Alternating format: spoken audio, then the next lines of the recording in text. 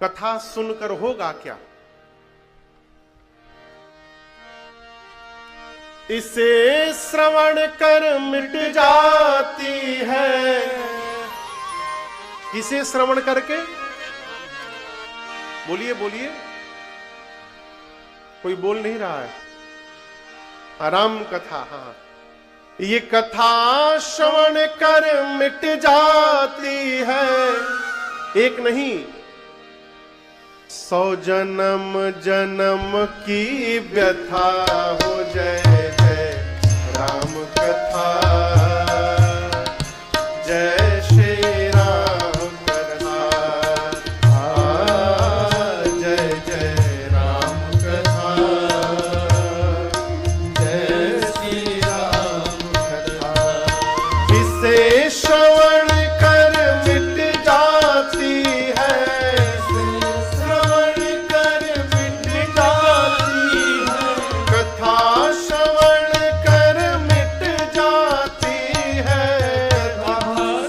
गाइए सब लोग। मिट जाती 100 जन्म जन्म की व्यथा हो। जय जय राम कथा,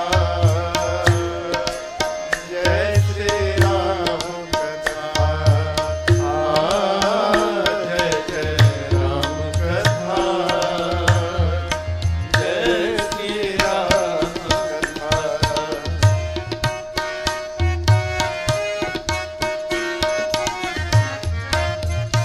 गोस्वामी तुलसीदास जी कहते हैं, राम कथा कल कामद गाए, सुजन सजीवनी मूरी सुहाई। राम कथा कल कामद गाए, सुजन सजीवनी मूरी सुहाई। बुद्ध विश्राम सकल जन रंजनी, राम कथा कल कलुष विभंजनी।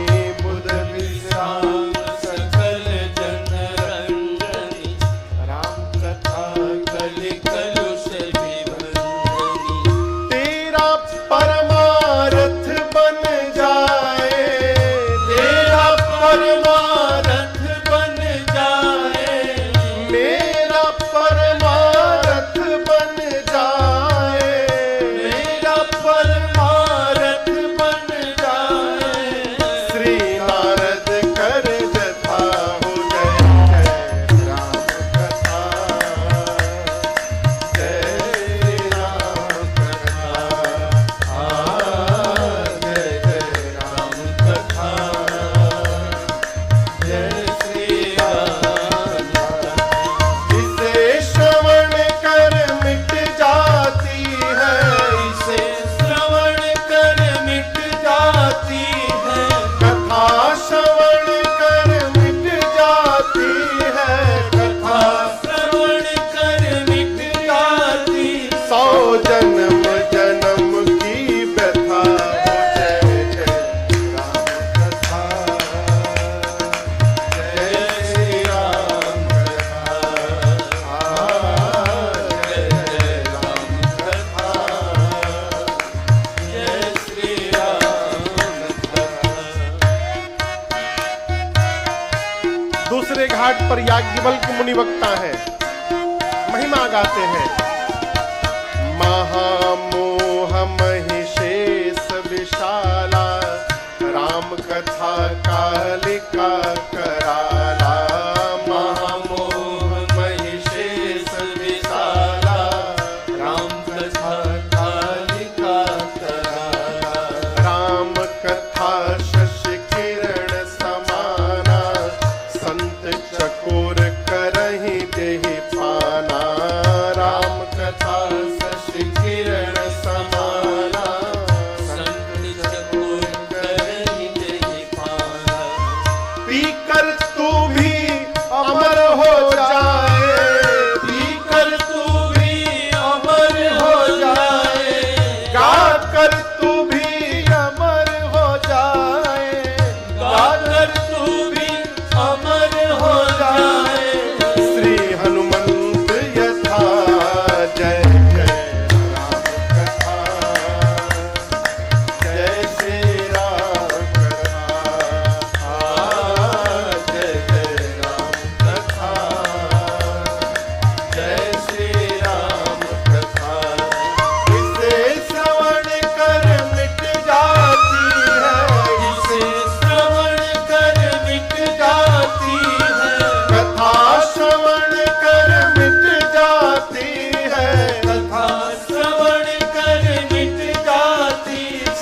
जन्म जन्म की व्यथा हो। जय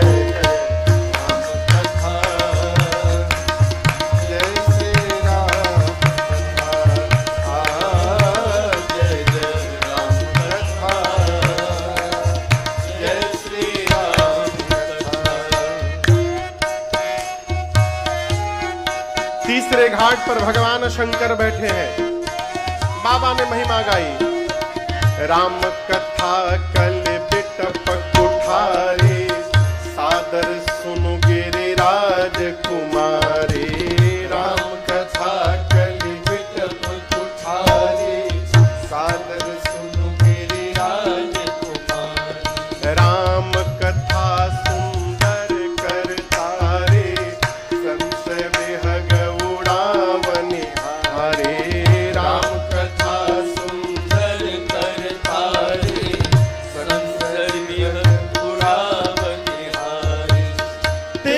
सब संशय भागेगा, तेरा सब संशय भागेगा, मेरा सब संशय भागेगा, मेरा सब संशय भागेगा। माँ पार्वती कर जथा हो।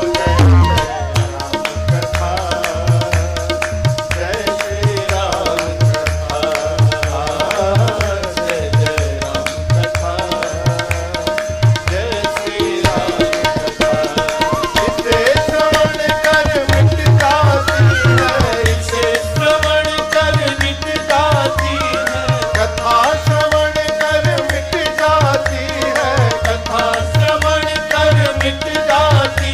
सौ जन्म जन्म की व्यथा हो। जय जय राम कथा, जय श्री राम कथा,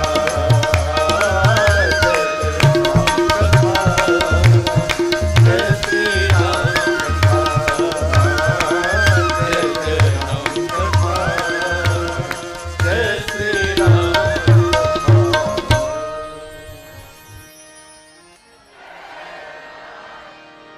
जय जय राम कथा, जय श्री राम कथा। चार घाट हैं। आप लोग कभी कोई तालाब देखें? यहां महाराष्ट्र में तालाब होते हैं, बंबई में है तालाब है। अच्छा, तालाब के चार दिशा में चार घाट हैं। श्री रामचरित मानस भी एक सरोवर है।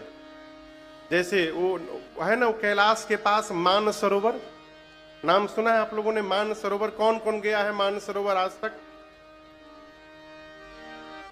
कोई हाथ नहीं उठा रहा, कोई गया नहीं है। हम हूं नहीं गए हैं, कोई बात नहीं। हम भी नहीं गए, लेकिन आपको बताऊं, रचना बन रही है, ठाकुर जी की कृपा रही तो अगले साल 2027 में कैलाश में राम कथा गाएंगे। बाबा की रचना बन रही है। 27 में ही ना। तो कैलाश के पास एक सरोवर है जिसको कहते हैं मान सरोवर। बाबूजी, वो यदि मान सरोवर है तो ये गोस्वामी जी कहते हैं ये मानस सरोवर है। ये राम जी के चरित्र रूपी मानस का सरोवर है, मानस सरोवर। और मैं आपको समानता दिखाऊं, उस सरोवर में लोग दर्शन करने जाते हैं, स्नान करने जाते हैं, लोग यहां श्रवण करने आते हैं और यहां भी स्नान करने आते हैं। वहां भी लोग नहाते हैं, यहां भी आप नहाने आए हैं।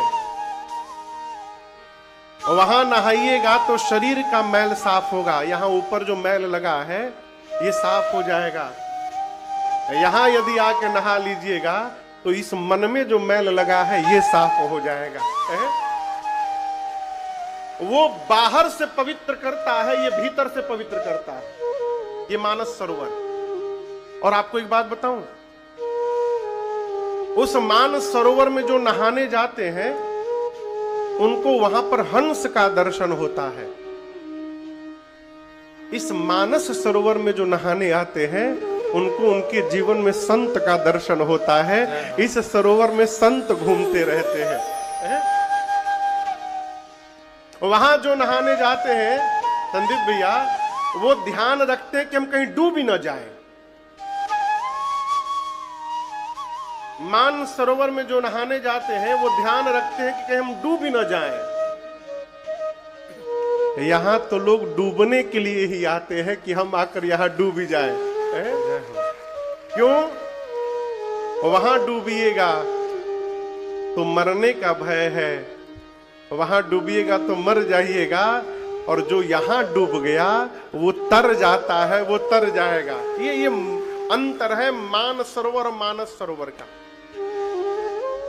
तो गोस्वामी जी कहते हैं इस मानस सरोवर के 4 दिशा में 4 घाट हैं, और हर घाट पर एक कथा सुनाने वाले कथावाचक बैठे हैं, और उनके सामने एक श्रोता बैठे हैं, और हर घाट का अपना एक विशेष नाम है। जैसे इस ग्राउंड का क्या नाम है? लक्ष्मी सरस्वती ग्राउंड। हाँ, आपको एक बात बताऊं, पूज्य बाबूजी की माता जी का भी नाम सरस्वती देवी था, है। हाँ, तो आप ये मान के रखिए कि मां की गोद में ही बैठकर हम और आप ही कथा गा रहे हैं, सुन रहे हैं। उनके आशीर्वाद रूपी छाया में ही बैठ के सब हो रहा है। तो इस ग्राउंड का नाम है लक्ष्मी सरस्वती ग्राउंड। उसी प्रकार मानस में जो 4 घाट हैं, हर घाट का अपना एक एक नामकरण है। मैं आपको एक एक घाट से लेके चल रहा हूं। सबसे पहला जो घाट है वो काशी जी में 80 घाट है। यहां काशी का कोई है? काशी का, बनारस के? अच्छा, बहुते लोग हैं हो। और जौनपुर काशी सब एक ही मान के रहिए। हाँ, जौनपुर के कितने लोग हैं? आप लोग बंबई के नाम बदल के जौनपुर 2 करिए अब। काशी जी में घाट है जिसका नाम है 80 घाट। उसी घाट पर बैठकर गोस्वामी तुलसीदास जी इस कथा को गा रहे हैं। और सुन कौन रहा है? तो गोस्वामी जी तो घोषणा कर रहे हैं कि मैं अपने मन को सुना रहा हूं। स्वांतः सुखाय तुलसी रघुनाथ गाथा, भाषा निबंध मति मंजुल मातनोति। तो गोस्वामी जी कहते हैं कि मैं अपने को सुना रहा हूं। तो गोस्वामी जी का मन श्रोता है। नहीं तो मान लीजिए सामने गंगा जी बह रही है, गंगा जी श्रोता है। और ये भी नहीं मानना है तो ये मान लीजिए कि अगल बगल के संत लोग आके सुनते होंगे। ये मानस का पहला घाट है। और गोस्वामी जी कहते हैं इस घाट का नाम है शरणागति घाट। क्या नाम है? शरणागति। जोर से बोलिए एक बार। शरणागति समझते हैं आप लोग? शरणागत होने का अर्थ है आत्मसमर्पण कर देना। कैसे समर्पण कर देना? मैं आपको उदाहरण दे रहा हूं। जिस मां के पास 1 साल का छोटा बच्चा होगा ना, बेटा चाहे बेटी, वो अपने मां के पास पूर्ण रूप से शरणागत रहता है। यदि मैया को यहां से बंबई से यदि कहीं और जाना हो, मान लीजिए काशी ही जाना हो बंबई से, तो बच्चा मां से ये नहीं कहता कि मां हमारा कपड़ा रख लेना, मेरा पाउडर रख लेना, साबुन रख लेना, तेल रख लेना, कुछ नहीं बोलता। वो पूर्ण रूप से मां पर आश्रित है। और उसका परिणाम क्या है? मां अपना सामान भले भूल जाए, उस बच्चे का सामान नहीं भूलती है। ये शरणागति भाव का परिणाम है। गोस्वामी तुलसीदास जी मानस के शरणागति घाट के वक्ता हैं। ये नामकरण कैसे पड़ा आप सुनिएगा, पढ़िएगा। जब जब गोस्वामी जी ने मुख खोला है, एक ही बात कहा है कि भगवान की शरण में चलिए। कहां चलिए? भगवान की शरण में। और हम आपको एक बात बतावें, 100 बीमारी की एक दवाई है आत्मसमर्पण कर देना। भगवान के सामने बहुत जानकार बनना ही समस्या को जन्म देता है। आत्मनिवेदन करिए, प्रभु हम अच्छे हैं चाहे बुरे हैं आपके, हमको कुछ आता होता नहीं है ना, आज से हम आपकी शरण में आ गए हैं। संतों के मुख से एक बात मैंने सुनी है, वाल्मीकि रामायण का एक प्रसंग है। बाबूजी,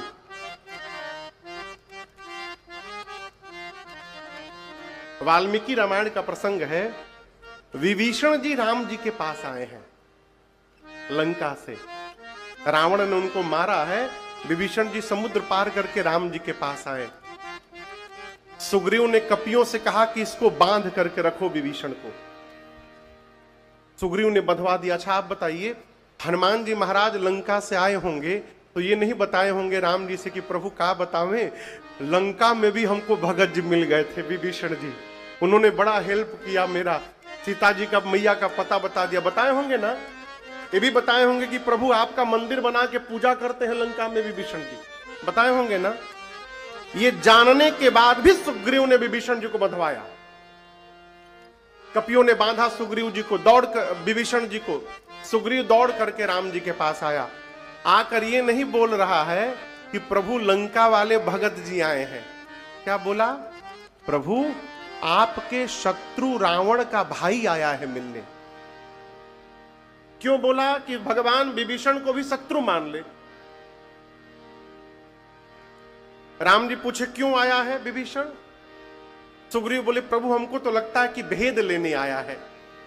भगवान मुस्कुराए, बोले देखो पहली बात तो मेरे में कोई भेद है नहीं, सकल विकार रहित गत भेद।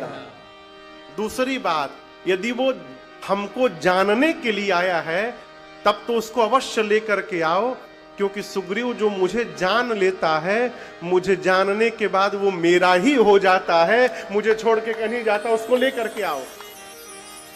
उभय भात तहि आनहु हसिकह कृपा निकेत, लेकर के आओ उसको। तो श्रीमद् वाल्मीकि रामायण में राम जी यहां एक सूत्र देते हैं सुग्रीव को। आप में से पूजा कौन कौन भगवान की नित्य करता है डेली? हम करते हैं डेली। एकादशी का व्रत बार बार हर महीने में 2 बार कौन कौन रहता है?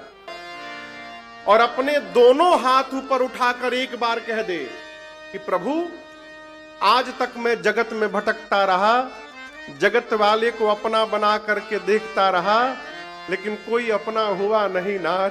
हार करके, थक करके अब ये बालक आज से आपकी शरण में आ गया है नाथ, मैं आपकी शरण में आ गया हूं प्रभु। एक बार जो मनुष्य दोनों हाथ उठाकर कह देता है, राम जी कहते मैं जीवन भर उसकी रक्षा करता हूं, ये मेरा वचन है और सौगंध है। ये शरणागति है, इसका इतना महत्व है। इसलिए आप भी भगवान से प्रार्थना करिए, प्रभु हम शरण में आ गए हैं।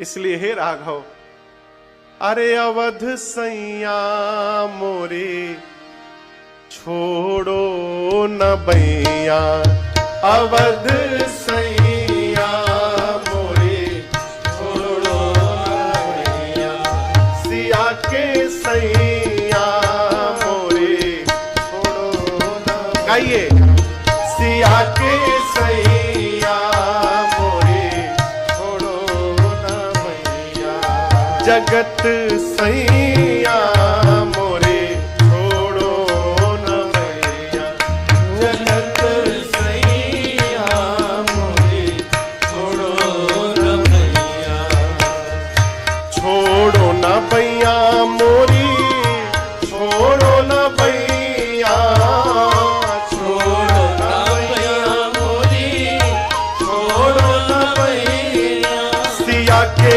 सैया मोरे छोड़ो न भैया, सिया के सैया मोरे छोड़ो न भैया, अवध सैया मोरे छोड़ो न भैया, अवध सैया मोरे छोड़ो न भैया।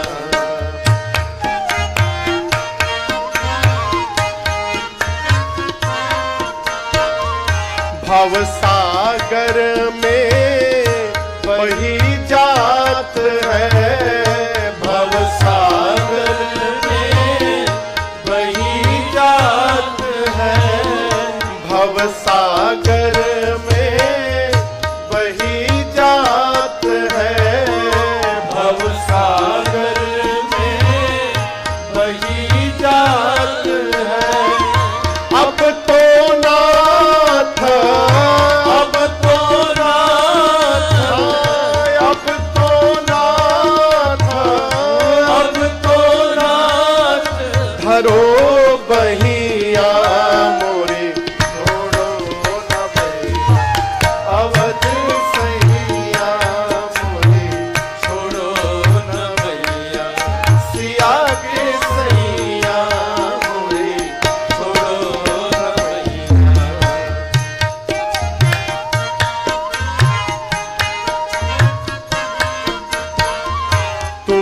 जानत सब अवगुण मेरो, तुम जानत सब अवगुण मेरो, प्रभु जानत सब अवगुण मेरो, प्रभु जानत सब अवगुण मेरो, तुमसे नाथ, तुमसे नाथ, हाँ तुमसे नाथ, तुमसे नाथ, छिपो नैया मोरी छोड़ो न भई, अवध सैया मोरी छोड़ो न भैया, जगत सैया मोरी छोड़ो न भैया।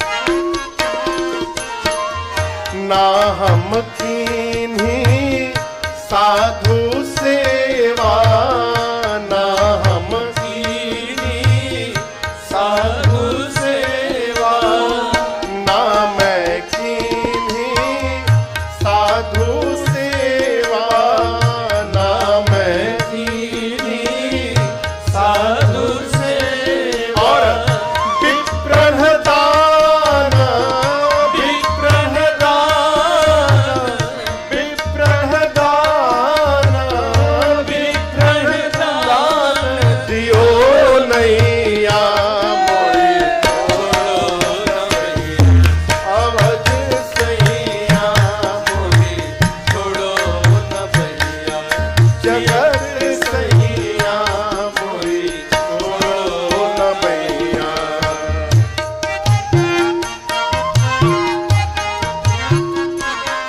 वृषभान कुंवरी चरणन की चिड़ी, वृषभान कुंवरी चरणन की चिड़ी, वृषभान कुंवरी चरणन की चिड़ी, वृषभान कुंवरी चरणन की चिड़ी, मैं तो नाथ, मैं तो नाथ, मैं तो नाथ, मैं तो नाथ, पढ़ो पैया मोरे छोड़ो न भैया, अवध सैया मोरे छोड़ो न भैया, जगत सैया मोरे छोड़ो न भैया, अवध सैया मोरे छोड़ो न भैया, छोड़ो न भैया मोरी छोड़ो न भैया, छोड़ो न भैया मोरी छोड़ो न भैया, अवध सैया मोरी छोड़ो न भैया, सिया के सैया मोरी छोड़ो न भैया, जगत सैया मोरी छोड़ो न भैया, जगत सैया मोरी छोड़ो न भैया, सिया के सैया मोरी छोड़ो न भैया। आप भगवान को न पकड़िए, भगवान से कहिए प्रभु आप ही हमको पकड़े रहिए। क्यों? हम तो जीव है न हो, हम यदि पकड़ेंगे तो माया के प्रभाव से छोड़ दिया करेंगे। हमको लोग कहते हैं महाराज हम जब पूजा करने बैठते हैं तो मनवा बहुत भटकता है। ऐसे नहीं भटकेगा, लेकिन जब पूजा करने बैठेंगे तो ना न जाने कैसा कैसा ख्याल आने लगता है। अब हम उनको क्या बतावे, हमरो भटकत है, हमरो भटकत है। यदि हमारा आपका मन भटक रहा है तो इसमें आश्चर्यचकित होने का कोई विषय नहीं है। मैं सीधा उदाहरण आपको दूं, यदि मैं आपके घर में आकर रहूं तो आप लोग हमको रहने दीजिएगा घर में? कोई बोल नहीं रहा है। कितने दिन रखिएगा? अब कोई नहीं बोल रहा है।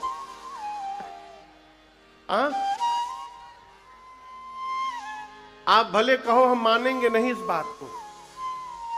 5-6 दिन तो बहुत आनंद आएगा, 10 दिन, उसके बाद में आप सोचेंगे अरे महाराज तो 9 दिन की कथा गाते हैं, 10वें दिन चले जाते हैं, आज 11वां दिन है, कोई पैकिंग नहीं हो रहा है।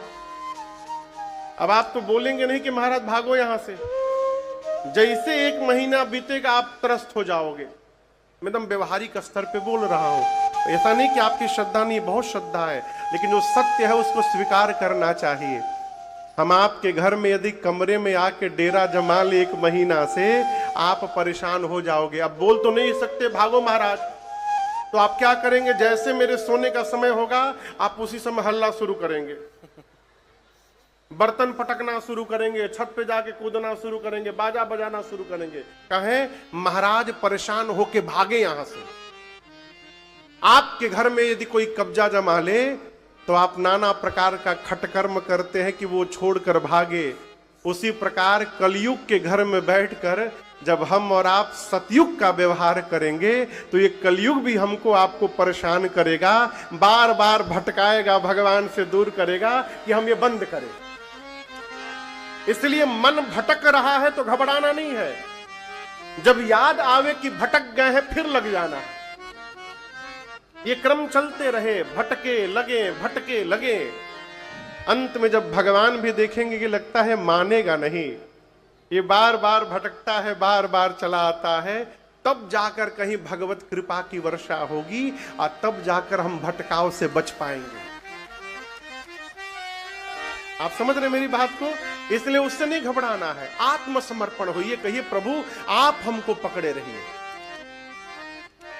पूज्यपाद गोस्वामी तुलसीदास जी मानस में जब जब बोले हैं केवल इतना ही कहते हैं कि भगवान की शरण में चलिए। इसलिए गोस्वामी जी जिस 80 घाट पर बैठ के कथा गा रहे हैं, इस घाट का नाम है शरणागति घाट। क्या नाम है? जोर से बोलिए, शरणागति घाट। ये पहला घाट है मानस का। अब गोस्वामी जी कहते हैं मैं उस कथा को सुनाने जा रहा हूं जो तीर्थराज प्रयाग में याज्ञवल्क्य मुनि ने श्री भरद्वाज जी को सुनाई थी। तीर्थराज प्रयाग मानस का दूसरा घाट है। यहां कथावाचक हैं याज्ञवल्क्य मुनि और श्रोता हैं मूल रूप से श्री भरद्वाज नाम के मुनि। इस घाट का नाम है कर्मकांड घाट। कैसे? याज्ञवल्क्य ऋषि ने पूरे मानस में जब जब बोला है तो कैसे कर्म को व्यवस्थित करना है यही बोला है। इस घाट की एक दोहा मैं आपको सुनाता हूं। भरद्वाज जी राम जी जब गए हैं तो उनसे कहते हैं प्रभु कर्म बचन मन छाड़ी छल। बाबूजी भरद्वाज जी कहते हैं राम जी से कि प्रभु कर्म, जोड़ बोलिए बोलिए, पीछे पीछे बोलिए, कर्म बोलिए, हाँ, बचन मन छाड़ी छल। हम बस इतने बोले के रहला। कर्म से, मन से और वचन से छल छोड़कर, हे रघुनाथ जी, जब लगी जनन तुम्हार। मनुष्य जब तक मनसा वाचा कर्मणा छल छोड़कर आपका नहीं होगा, तब लगी सुख सपने हूं नहीं, किए कोटि उपचार। भरद्वाज जी कहते हैं मनुष्य करोड़ों उपाय कर ले, उसको जीवन में सपने में भी सुख प्राप्त होने वाला नहीं है। इस बात को बड़ी गंभीरता से समझिएगा। रुपया से सुख नहीं आ सकता है? आप पैसे से महंगा बिस्तर भले खरीद सकते हैं, नींद कहां से खरीदिएगा? कई लोग लाख रुपए के बिस्तर पर भी पूरी रात करवट पलटते रह जाते हैं और वहीं पर फुटपाथ पे अखबार बिछाकर लोग चैन से सो जाते हैं। कहां से नींद लेके आइएगा? ऐश्वर्य से आप अपना आवारा तो बना सकते हैं, सुख नहीं ला सकते।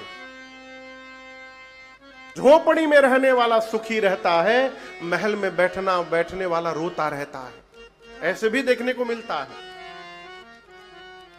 हमारे कलकत्ता में एक सेठ जी हैं, भैया पति पत्नी दो ही लोग हैं घर में। अब पता नहीं वो हैं कि नहीं है, मैं पहले आज से 15 साल पहले की बात बता रहा हूं।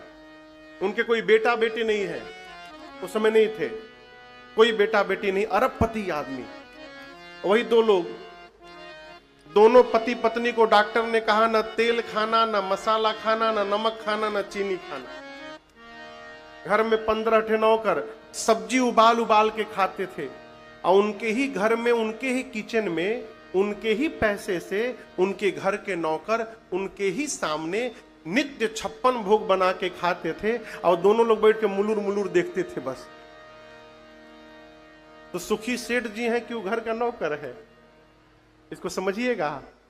आप जब तक ये नहीं स्वीकार करेंगे कि हम भगवान के हैं और जो कुछ भी हो रहा है ये उनकी कृपा से हो रहा है, तब तक जीवन में सुख नहीं आ सकता। कल रात को मैं लगभग 12:30 बजे के आसपास, 1:45 बजे बंबई उतरा हूं एयरपोर्ट पे। बहुत लोग गए थे, राजदीप भैया भी थे। तो गाड़ी में जब हम लोग आने लगे, भैया खुद चला रहे थे गाड़ी। आप ही चला रहे थे ना भैया? भैया ड्राइव कर रहे थे। हाँ, वार्ता हो रही थी। तो मैंने भैया से एक निवेदन किया कि भैया, ना आप राम जी की कथा करा सकते हैं, न राजन राम जी की कथा गा सकता है। आप करा रहे हैं और मैं कल से गाऊंगा, तो ये भगवान की कृपा से होने वाला है, ये हमारे आपके पुरुषार्थ का परिणाम नहीं है। इस बात को एक से एक लोग बैठे हैं वो धरती पर, एक से एक लोग बैठे हैं। हमारी आपकी कोई क्षमता, कोई औकात नहीं है, उसके बाद भी हम और आप परमार्थ में लगे हुए हैं। ये भगवान की विशेष कृपा का परिणाम है कि हम और आप इस मार्ग पे चल रहे हैं। तो जीवन में व्यवहार करते हुए, कैसे ऐश्वर्य में रहते हुए भगवत शरणागति में प्रवेश करना है, इस कर्म को तीर्थराज प्रयाग में याज्ञवल्क्य मुनि ने बताया। इसलिए मानस के दूसरे घाट का नाम है कर्मकांड घाट। अब याज्ञवल्क्य मुनि कहते हैं, भरद्वाज जी, मैं आपको वो कथा सुनाने जा रहा हूं जो कैलाश में बैठकर भगवान शंकर ने मां पार्वती जी को सुनाई थी। ये मानस का तीसरा घाट है, कैलाश पर्वत। यहां पर कथावाचक के रूप में भगवान शंकर विराजमान है और श्रोता के रूप में साक्षात मां भवानी जी विराजमान है। स्थान है कैलाश का शिखर, और इस घाट का नाम है ज्ञान घाट। क्या नाम है? ज्ञान घाट। श्री रामचरितमानस में ज्ञान की जितनी बात है, ज्ञान की, वो सब शंकर जी ने कही है। मैं आपको एक चौपाई देता हूं। शंकर जी मां पार्वती से कहते हैं, उमा कहूं मैं अनुभव अपना। भैया कितनी विशेष बात। शंकर जी कह रहे हैं, सुनी सुनाई बात नहीं बोल रहा हूं। क्या बोल रहा हूं? अपना अनुभव बोल रहा हूं। और अनुभव में आने के बाद जो बात कही जाए, उसका प्रभाव समाज पर बहुत अधिक पड़ता है। घर के बुजुर्ग लोग कहते हैं, बाबू हई घाम में बरवा नहीं उज्जर भइल। हमारे एक चाचा जी हैं कलकत्ता में, उनके सारे बाल सफेद हैं। तो जब गुस्साते हैं ना बाबूजी, वो कहते हैं कि देखा है ना, वो धूप में ही सफेद नहीं भइल, अनुभव से सफेद हुआ है। हम जो कह रहे हैं जीवन का अनुभव बता रहे हैं। तो मां पार्वती से भगवान शंकर कहते, उमा उमा कहूं मैं अनुभव अपना। क्या? सत हरि भजन जगत सब सपना। भगवान शंकर बोले, उमा, इस जगत में भगवान का भजन ही सत्य है, बाकी सब झूठ है। अब भजन का क्या अर्थ है? माला लेके दिन भर जपना ही भजन नहीं है, समझिएगा। अच्छा आप बताओ, जब पूरा धरती के लोग मलबे लेके जपे लागी तो फिर तो काम कैसे होगा? हो डॉक्टर साहब इलाज कैसे करेंगे, अध्यापक जी पढ़ाएंगे कैसे, वणिक लोग व्यापार कैसे करेंगे। यदि सब माला ही जपने लगेंगे तो आगे व्यवहार कैसे चलेगा। हम जब पढ़ते थे ना तो 11वीं क्लास में जब मैं एडमिशन लिया स्कूल में, तो साइंस का मैं विद्यार्थी हूं भैया। बॉटनी, केमिस्ट्री, जूलॉजी से मैंने ग्रेजुएशन कलकत्ता से, वहां के कॉलेज है स्कॉटिश चर्च कॉलेज बाबूजी। तो जब मैं 11वीं में आया तो एक मैथ के हम लोग के सर थे, अब तो शायद नहीं रहे, अब पूज्य जीएन राय सर, बड़े कड़क थे वो। तो पहला दिन जो इंट्रोडक्शन हुआ उनका, क्लास में आए सारे बच्चे, हम लोग बैठे थे, तो बोले देखो आर्ट्स वाला विद्यार्थी, ये उनकी बात मैं बता रहा हूं, मेरा शब्द नहीं है, उनके शब्द हैं। बोलते थे आर्ट्स का जो विद्यार्थी है कला का, और वो परीक्षा के 1 महीना पहले जाकर पूछता है मेरा सिलेबस का है, 1 महीना पढ़ता है, फर्स्ट डिवीजन से पास। कॉमर्स वाला 4-5 महीना पढ़ता है, चाहे डेली 1-1 घंटा 2-2 घंटा भी पढ़े तो फर्स्ट डिवीजन से पास। और साइंस वाला रोज 10-10 घंटा पढ़ता है, उसके बाद वो फेल हो जाता है। ऐसा वो प्रवचन दिए हम लोगों को। बोले अरे तुम सब डॉक्टर बनेगा तो तुम लोग इतने डॉक्टर बन जाओगे, उतना तो मरीजे नहीं है धरती पर। अब ऐसा वो बोल दिए कि कई बच्चे साइंस में से कॉमर्स में चले गए, आर्ट्स में चले गए छोड़ छाड़ के। तो ये उनकी बात है। आप कुछ भी कर लीजिए जीवन में, कुछ भी बन जाइए, यदि आप भजन में नहीं लगे हैं तो आप सब कुछ होकर भी कुछ नहीं हो पाए। अब इसमें प्रवेश करा जाए, भजन क्या है। मेरा एक पद है, उसका मुखड़ा सुना रहा हूं आपको। कहीं देख दुखिया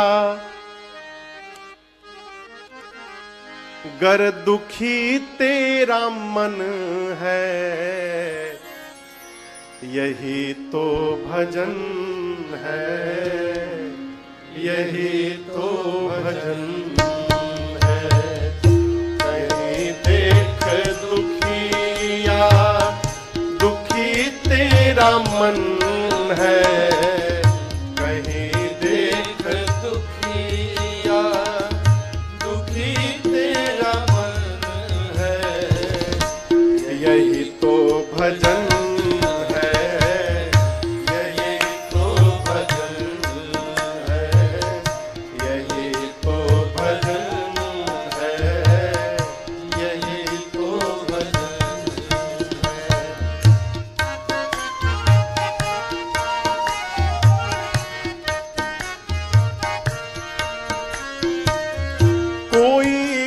गया है मैं कैसे उठाऊं, कोई गिर गया है मैं कैसे उठाऊं, उठाने से पहले स्वयं गिर न जाऊं, उठाने से पहले स्वयं गिर न जाऊं। वो रोता है यदि तेरे मन में रुदन है, वो रोता है यदि तेरे मन में रुदन है, यही तो भजन है, यही तो भजन है, यही तो भजन है, यही तो भजन है।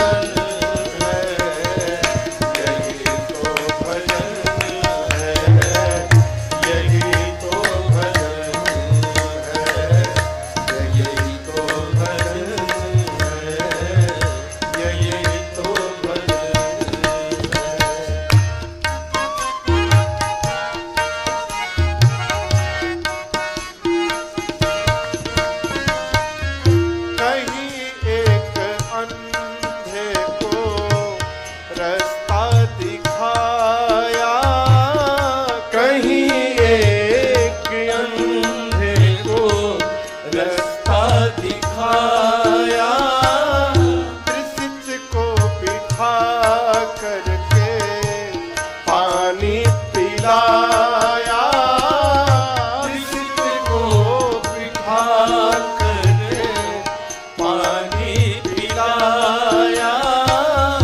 वो है संत राही का शत शत नमन है, वो है संत राही का सत सत नमन है। यही तो भजन है, यही तो भजन है, यही तो भजन है, यही तो भजन है। कहीं देख दुखिया, दुखी तेरा मन है, कहीं देख दुखिया, दुखी तेरा मन है।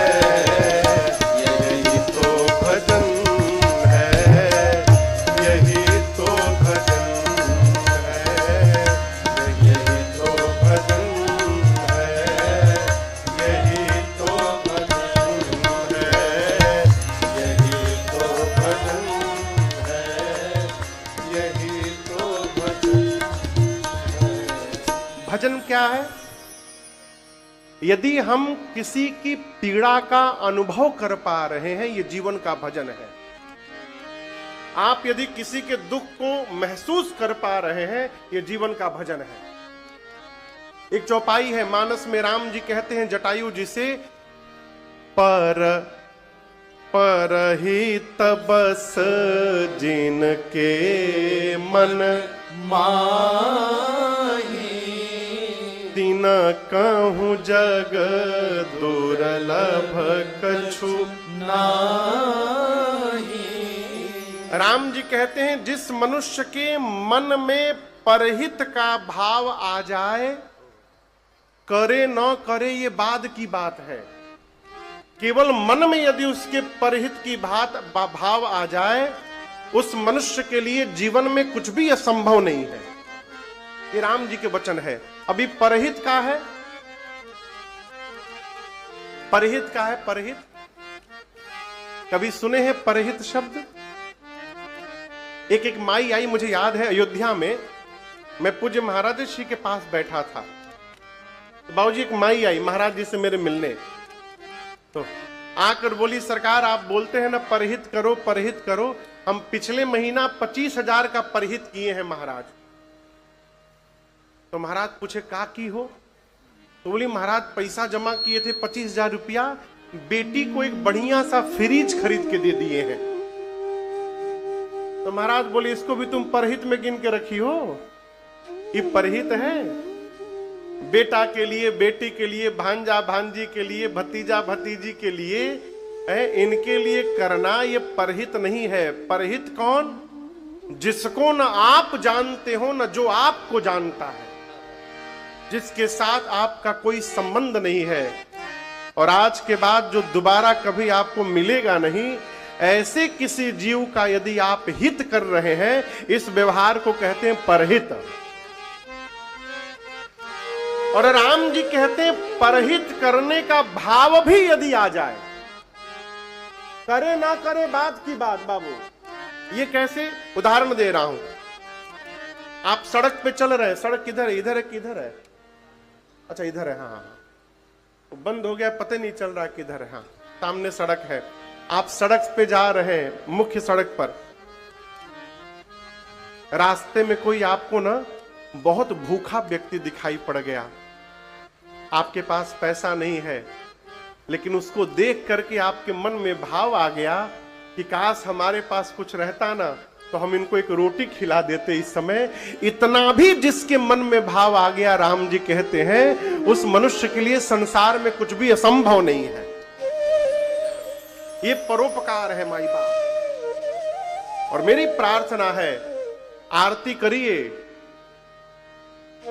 भगवान पर खूब महंगा महंगा सामान चढ़ाइए, लेकिन उसके साथ ये भी करते रहिए, क्योंकि यदि ये नहीं हुआ ना तो सब किया व्यर्थ हो। परोपकार करते रहिए। भारत के एक बड़े अद्भुत संत हुए पूज्य श्री पथिक जी महाराज, उनका एक पद है, बजाइएगा मत, ऐसे गा रहा हूं। कहते हैं, क्या कहते हैं?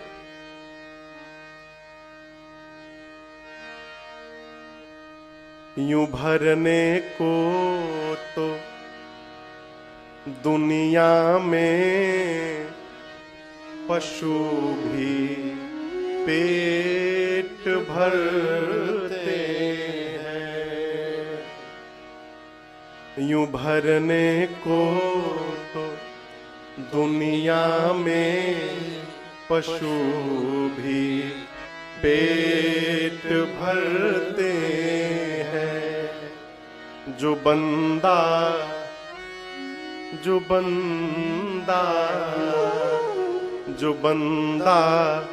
बांट कर खाए उसे इंसान कहते हैं। जो बंदा बांट कर खाए उसे इंसान कहते हैं। ये परहित है, ये भजन है। और शंकर जी कहते हैं जगत में ये भजन ही सत्य है और उसके बाद सब असत्य है, सब बेकार है। आप कुछ भी कर लीजिए, कभी सोचा है आपको मनुष्य शरीर क्यों मिला? नौकरी करने के लिए, कमाने के लिए, खाने के लिए, सोने के लिए। इसके बाद क्या हो रहा है? हो इससे अधिक क्या हो रहा है? ये कमवा तो पशु भी करता है भैया, सॉरी। भगवान यदि पेट ना दिए होते, पेट, तो मनुष्य से आलसी कोई दूसरा जीव ना होता। यदि पेट ना होता तो मनुष्य कोई काम नहीं करता। ना हम कथा गाते, नहीं तबला बजाते, न वो हारमोनियम बजाते, न बांसुरी में फूंकते। ये पेटवे के लिए हम और आप दौड़ रहे हैं। इसी पेट के लिए पशु भी दौड़ता है। हम भी सोते हैं, पशु भी सोता है, हमको भी डर लगता है, उसको भी डर लगता है। यदि उतना ही काम हम और आप कर रहे हैं तो कभी अकेले में सोचिएगा उस पशु में और हमारे में अंतर क्या है? अंतर है, बताएं क्या है? उसके खोपड़ी पर 2 ठे सिंग निकला है, हमारे खोपड़ी पर सिंग नहीं है बस। अब पीछे पूंछ नहीं निकला है, इसके अलावा दूसरा कोई अंतर नहीं है। ये जो धर्म तत्व है, यही धर्मशीलता, यही परहित का भाव हमको पशु से मनुष्य बनाकर रखता है, हमको पशुवत से मनुष्यता की ओर लेकर जाता है। इसलिए आप ऐसा नहीं कि आपके पास बहुत ऐश्वर्य होगा तभी आप कर सकते हैं। परहित अभाव में ऐसा नहीं कि नहीं हो सकता। यदि आपके स्वभाव में है तो आप अभाव में भी परहित कर सकते हैं और बड़े आनंद से कर सकते हैं। शंकर भगवान बोले, देवी भगवान का भजन, ये जो परहित भाव है, ये जगत में सत्य है, बाकी सब असत्य है। इसलिए इस घाट का नाम ज्ञान घाट है। कैलाश पर भगवान शंकर वक्ता है और मां पार्वती श्रोता है। शंकर जी बोले, देवी मैं आपको वो कथा सुनाने जा रहा हूं जो नीलगिरी पर्वत पर बैठकर काग भुषुंडी जी महाराज गरुड़ जी को सुनाए। अब चौथा घाट है नीलगिरी पर्वत। यहां कथावाचक है काग भुषुंडी जी। कौन है? जोर से बोलिए। काग भुषुंडी जी। काग भुषुंडी यानी कौवा, कौवा है। आपको इनके विषय में बताऊं भैया, अयोध्या में जन्म मिला इनको। अयोध्या में गए उज्जैन और एक वैष्णव ब्राह्मण से दीक्षा ले लिए, लेकिन थे शंकर जी के भगत। वैष्णवों से जलते थे, राम जी के भगत से, कन्हैया के भगत से जलते थे। कहते थे कि ये राम, बार बार गुरु जी का अपमान करते थे, लेकिन गुरु जी मुस्कुराते थे, कहते थे बच्चा है, बच्चा है। एक दिन उज्जैन महाकाल के मंदिर में बैठकर भगवान शंकर की पूजा कर रहे थे भुसुंडी जी। इतने में गुरु जी आ गए। सोचे मैं तो महादेव की पूजा में बैठा हूं, गुरु जी आए चाहे कोई आए, उससे क्या हुआ, खड़े नहीं हुए। और गुरु का इतना बड़ा अपमान महाकाल भगवान बर्दाश्त नहीं कर पाए। आवाज निकली ज्योतिर्लिंग से, ऐ पापी, गुरुदेव के आने के बाद अजगर जैसा बैठा है, जा शाप देता हूं, अजगर हो जा। अब तो हाहाकार मच गया हो मंदिर में। उसी समय गुरुदेव भगवान ने स्तुति गाई, नमामि शमीशान निर्वाण रूपम। ये स्तुति उसी समय की है। कहा प्रभु बालक है, अपराध क्षमा करिए। तब भगवान शंकर ने कहा ठीक है जाओ, 1000 शरीर बदलोगे तुम, 1000, लेकिन शरीर बदलते समय तुमको कोई कष्ट नहीं होगा और जीवन में एक दिन राम जी की भक्ति पाओगे और हर जन्म की तुमको सुधि रहेगी। वही काकभुशुंडी जी शरीर बदलते बदलते बदलते बदलते फिर मनुष्य बने, अयोध्या में जन्म मिला। अब की बार राम जी के भक्त हुए। बचपन में माता पिता मर गए उनके। जब माता पिता मर गए तो घर से निकल गए, घूमते घूमते वन में लोमस ऋषि के पास गए। लोमस ऋषि को प्रणाम करके भुशुंडी जी ने कहा कि मुनिवर हमको राम जी की कथा सुनाइए। लोमस ऋषि राम जी की कथा सुनाते सुनाते ब्रह्म की कथा में पहुंच गए, निराकार भगवान की चर्चा करने लगे। जब कथा हो जाए तो भुशुंडी जी फिर बोले हमको राम जी की कथा सुनाइए। अब ये बोले राम जी की कथा सुनाइए, वो सुनाए ब्रह्म की कथा। जब ऐसे कई बार हुआ ना, बार बार बोले राम जी की कथा सुनाइए, राम जी की कथा सुनाइए, लोमस ऋषि को आ गया क्रोध। बोले मैं जो बोल रहा हूं वो नहीं सुन रहा है, कौवे की तरह कांव कांव करता है, जा शाप दे रहा हूं, चांडाल कौवा हो जा। उसी समय भुशुंडी जी जो मनुष्य थे कौवा बन गए। उनका नाम हुआ काकभुशुंडी। जैसे कौवा बने ना, काकभुशुंडी जी नाचने लगे। किसी ने कहा ये नाचने का समय नहीं है, रोने का समय है। आप मनुष्य थे, आपको कौवा बना दिया गया। काकभुशुंडी जी रो कर बोले देखो भगवान ने मेरे पर बड़ी कृपा कर दी। कैसे? यदि मनुष्य रहता और राम जी अवतार लेते, यदि मैं अयोध्या मिलने जाता तो बताओ मुझे कोई द्वार से भीतर जाने देता? मुझे द्वार पर रोक दिया जाता, कोई मुझे जाने नहीं दिया। भगवान ने मुझे कौवा बनाकर पंख दे दिया है। अब किसी से पूछने की आवश्यकता नहीं, मैं उड़कर भगवान के आंगन में उतर सकता हूं। ये भगवान की कृपा हो गई। ये क्या है? भगवान का भक्त वही है जो हर परिस्थिति को भगवत कृपा मान ले। जीवन के हर स्थिति को भगवान की कृपा दर्शन करे, वो भगवान का भक्त। वही काकभुशुंडी जी को राम जी की भक्ति मिली। चौथे घाट पर वो कथावाचक है, कौवा कथा गा रहा है, आप दर्शन करिए। और श्रोता कौन है? पक्षियों के राजा हैं गरुण जी महाराज, वो राम कथा सुनने के लिए आए हैं। ये चौथा घाट है और इस घाट का नाम है भक्ति घाट। क्या नाम है? भक्ति घाट। जोर से बोलिए, भक्ति घाट। क्यों भक्ति घाट नाम है? भक्ति की जीवन में क्या महिमा है, भक्ति आने के बाद जीवन में क्या क्या बदलाव होता है, और ये राम जी की भक्ति जीवन में मिलेगी कैसे, ये सारी की सारी बातें उत्तरकांड में श्री काकभुशुंडी जी महाराज ने गरुण जी को बताई है। इसलिए इस घाट का नाम है भक्ति घाट। सबसे पहला घाट याद है? शरणागति घाट। क्या नाम था? शरणागति घाट। अच्छा, गोस्वामी जी वक्ता है और उनका मन श्रोता है। दूसरा घाट कर्मकांड घाट। क्या नाम है?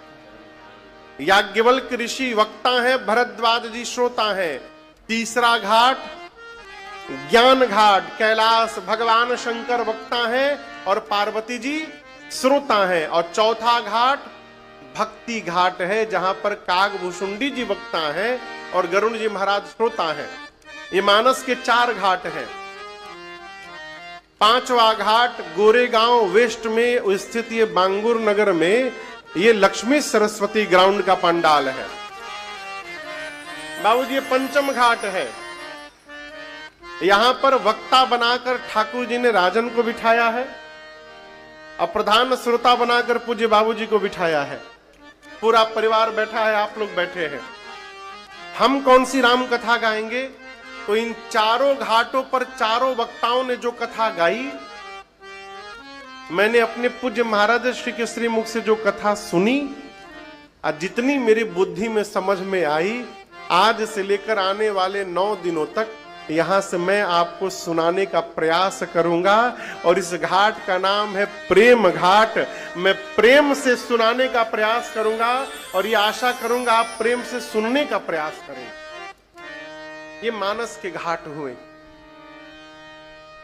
आपको बताऊं, गोस्वामी तुलसीदास जी महाराज ने श्री रामचरित मानस की रचना अवधी भाषा में की है। किस भाषा में? अवधी भाषा में। अच्छा, आप बताओ आपके घर में कितने लोग के घर में रामचरित मानस है? अच्छा, सबके घर में है। ये भैया मानस जी है ना, ये लाल कपड़े में बांटा जाएगा 9वें दिन। अच्छा ठीक है, बहुत बढ़िया, अच्छी पहल है, बहुत बढ़िया, साधुवाद, जय जय, क्या बात। हाँ, तो किसके घर में मानस जी हैं? हाथ उठाइए, अच्छी बात, हाथ नीचे रखिए, हाथ नीचे रखिए। कौन कौन पढ़ता है नित्य? अब तो कोई उठा ही नहीं रहा है, मुश्किल से 5% लोग उठाए हैं। और बाकी लोग क्या करते हैं? लाल कपड़ा में बांध के, बढ़िया मखमल वाले में पेठन लगा के, अब पूजा घर में रख कर रोज सवेरे सवेरे आरती उतारते हैं, अगरबत्ती धूप बत्ती दिखाते हैं, करते हैं ना। इससे कुछ नहीं होगा। किताब में पढ़ी हुई विद्या जब तक किताब से निकलकर मस्तिष्क में न पहुंचे, तब तक उसका प्रभाव आपके जीवन में नहीं आएगा। हमारा ही रुपया यदि आपके हाथ में है तो हम माने रहे कि हमारा रुपया है, हमारा रुपया, हमको कुछ मिलेगा नहीं। हमारे काम कब आएगा? जब वो हमारे हाथ में आएगा। पुस्तकें पढ़ी विद्या पर हस्ते गतम धनम। एक आदमी था, मैं कथा बार बार सुनाता हूं, फिर सुना रहा हूं आपको। बाबूजी, एक आदमी था, बड़ा होमवर्क किया था। वो अपने 55 रिलेटिव का नाम लिखा था एक डायरी में। 55 रिलेटिव्स का नाम लिखा था और हर रविवार को अपने एक रिश्तेदार के घर जाता था। इतना होमवर्क किया था कि एक रिश्तेदार के पास साल में एक ही बार जाना पड़े। संडे को जाए, सवेरे 10 बजे जाके बैठ जाए, चाय पानी पिए। बोले भाई साहब क्या बताऊं, उस समय एटीएम नहीं होता था, आज से 30-35 साल पहले की बात है। जाकर गए, भाई साहब क्या बताऊं, आज तो रविवार है, बैंक बंद है, बैंक में बहुत रुपया है, बहुत रुपया है बैंक में, बहुत रुपया है बैंक में, लेकिन बैंक तो आज बंद है, क्या बताऊं। 5000 रुपया यदि आप दे देंगे ना तो आनंद हो जाएगा। 5000 मांग के ले जाए, एक सप्ताह आनंद करे, अगले रविवार को फिर दूसरे रिश्तेदार घर पहुंच जाए और यही बोले बैंक में तो बहुत रुपया है, लेकिन क्या करूं, आज संडे है, बैंक बंद है। सालों साल चले ऐसे उसका। एक बार एक रिलेटिव के पास गया, जाकर बोला कि क्या बताऊं भाई साहब, बैंक बंद है, आज रविवार है, नहीं तो बैंक में तो बहुत रुपया है। उसने कहा ये बताओ, बैंक में बहुत रुपया है तो एक दिन और बर्दाश्त कर लो, कल बैंक खुल जाएगा सोमवार को, तुम हर रविवार को क्यों आ जाते हो, सोमवार को कल बैंक से ले लो। बोला कि बैंक तो कल खुल जाएगा लेकिन मैं ले नहीं पाऊंगा बैंक से। बोला क्यों? बोला बैंक में रुपया तो है लेकिन उस बैंक में मेरा अकाउंट नहीं है। तो उसकी बात सही है, बैंक में बहुत रुपया है लेकिन जब तक आप अकाउंट नहीं खोलिएगा, उसमें कुछ क्रेडिट डेबिट नहीं करिएगा, तब तक आपको क्या मिलेगा? कुछ नहीं मिलेगा। उसी प्रकार इस रामचरित मानस रूपी बैंक में बहुत ज्ञान है, ये सत्य है, लेकिन हमको आपको इसमें अकाउंट खोलना पड़ेगा, अपना समय इसमें क्रेडिट करना पड़ेगा और इसका ज्ञान इसमें से डेबिट करना पड़ेगा, तब जाकर इसका लाभ मिलेगा। इसलिए मानस को पढ़िए। एक व्यक्ति से मैंने पूछा कि आप पढ़ते हो? बोले महाराज संस्कृत में लिखे ना गोस्वामी जी, समझ में नहीं आता। अब सोचिए, उसको ये पता नहीं कि गोस्वामी जी किस भाषा में लिखे हैं, किस भाषा में लिखा है आपको पता है? अवधि में। और इसका प्रभाव क्या है मैं आपको दिखा रहा हूं।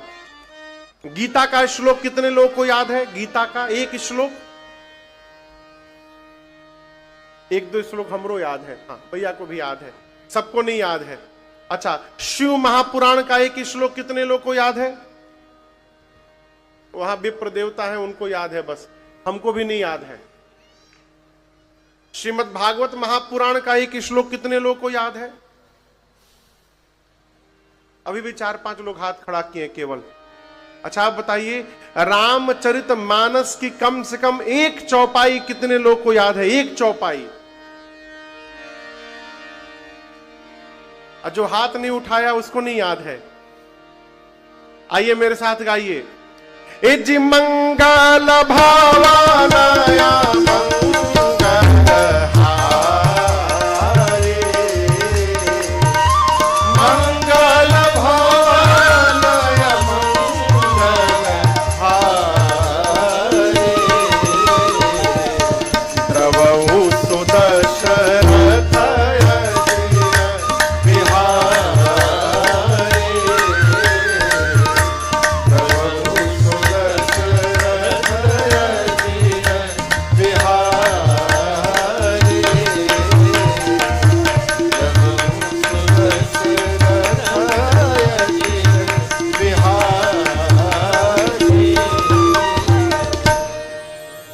लोगों को याद था ये चौपाई?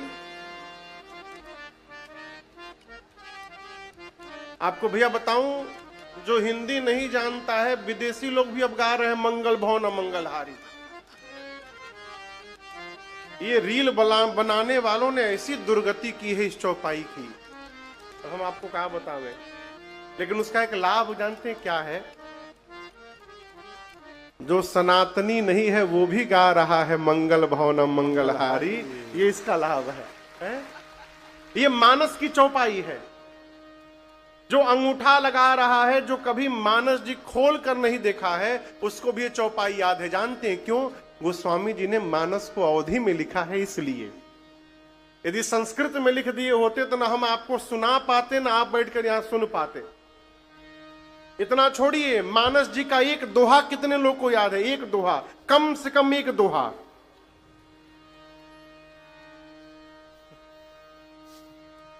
आपको भैया एक दोहा याद है? मानस जी का एक दोहा, एक दोहा याद है आपको? बाबूजी, मानस जी का कम से कम एक दोहा याद है? बोलिए, नहीं याद है? लेकिन हम आपको एक बात बतावें, आपके घर के छोटे से बच्चे को भी एक दोहा याद है। कौन सा दोहा? श्री गुरु चरण सरोज रज निज मन मुकुर सुधार, बरनौ रघुबर विमल जस जोदायक फल चार। ये किसको किसको याद था ये दोहा? बाबू जी आप काहे नहीं हाथ उठाए पहले?